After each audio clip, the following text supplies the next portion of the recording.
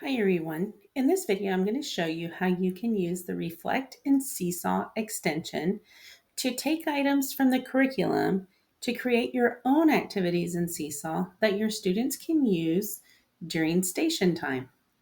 Now, I'm going to go ahead and show you the items I've pulled. I've pulled the hundreds chart from the curriculum, and I've pulled the generating numbers work mat as well. I've already installed the Reflect and Seesaw extension, and you can find the link to this extension in my S'more post. I want to point out the order of things. You want to make sure you have your Seesaw activities window open and it be the last tab you have open.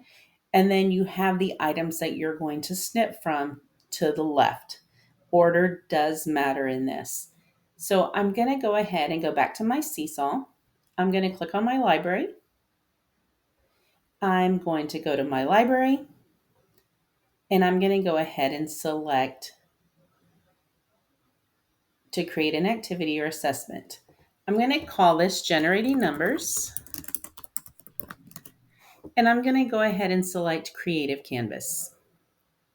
So here I start with my blank screen. I'm going to go to my hundreds chart.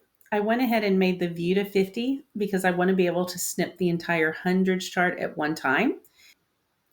I'm going to select the Post to Seesaw, the Reflect and Seesaw app right here. And I'm going to do capture selected area. I'm going to click and drag to capture my hundreds chart. And just like that, it automatically dropped it into my canvas for this lesson. I'm going to go ahead and make this a little smaller, and I'm going to put it right here. So anytime you capture anything from a website or Google that you want to use in a lesson, it's going to automatically link that back to the item you captured. So I'm going to click on the three dots. I'm going to go to link, and you can see right here. Let me do that one more time. I'm going to select link. Here is the link to that Google Doc. I'm going to click on the X to remove the link. So now it's gone. I'm going to click on this one more time. I'm going to click on the three dots, the more button, and I'm going to go ahead and lock this into place. I'm going to do lock all so students won't be able to delete it or move it from this work area. Now, next thing I'm going to do, I'm going to go ahead and close this. I'm going to go back to my next item. This particular Google slide has two different options. I'm just going to choose this first one. I'm going to select my Reflect and Seesaw extension again. I'm going to capture the selected area and I'm going to click and drag. And now it's going to drop it in there. So see the link right here, three dots, link X, and I'm going to move this over. Let's move it over right here. And I'm going to go ahead and click on the three dots to lock it in place. So my students, again, won't be able to move it. Now this looks a little boring. I'm going to go ahead and click the three dots here on my left panel, select background, and I'm just going to give it a little background color so my students will find the lesson just a little more engaging. And all right, so I have this lesson. One more, one less. I'm going to click on the T and I'm going to go ahead and type a number in like 24. And I'm going to click on the three dots. I'm going to get rid of that border. So right here, border is gone.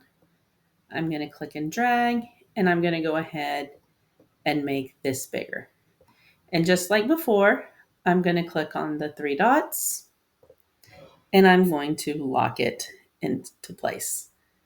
All right, so now I have this lesson. If I want to add one more feature to this, maybe I want my students to use a star to identify the number. So here I'm going to have them, maybe I'm going to put this here so they can click and drag to cover up the number 24. Let's make sure that it's a good size. That'll work. Maybe just a tad smaller. And I'm going to go, let's put it right here. I'm going to go ahead and click on the three dots and I'm going to lock it, but I'm only going to lock the size so they can't make it bigger. And now if I want to, I could do the same thing for another marker to help them identify what is one more. I'm going to put this right here. And let's go ahead and make that a different color. And like before I do anything else, I'm going to go ahead and select duplicate. I'm going to move this one over here and maybe make this a different color for my students to help them. And then I'm going to go ahead and lock both of these just in size. So again, the students cannot change it. So now I have this lesson ready to go. One more thing that might help my students is some audio directions. So one more time, I'm going to click on the three dots and I'm going to select voice. And so now right here, I have this little listen. I can go ahead and click on the three dots and select voice. And I can record my directions for the students. I'm going to click on the three dots and select voice and record voice. My number is 24. Use the hand to move the yellow star to mark the number 24 on your hundreds chart. Use the red marker to identify the number that is one less than 24. Use the green marker to identify the number that is one more than 24. Lastly, use the pencil to fill in the boxes. What number is one less? And what number is one more? I'm going to go ahead and click the green check. And now my students can listen to this. My number. Perfect. And if I want to add a visual to this, I'm going to click on listen. I'm going to use the Windows keyboard shortcut to open up my emojis. I'm going to do Windows period. And I'm going to go ahead and search for listen. I'm going to type in the ear.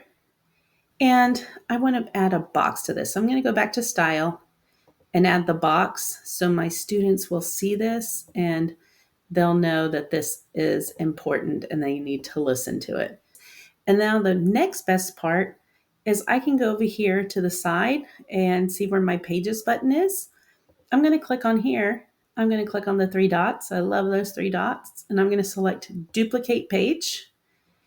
And all I have to do is go and change my number. So I'm going to click on the three dots.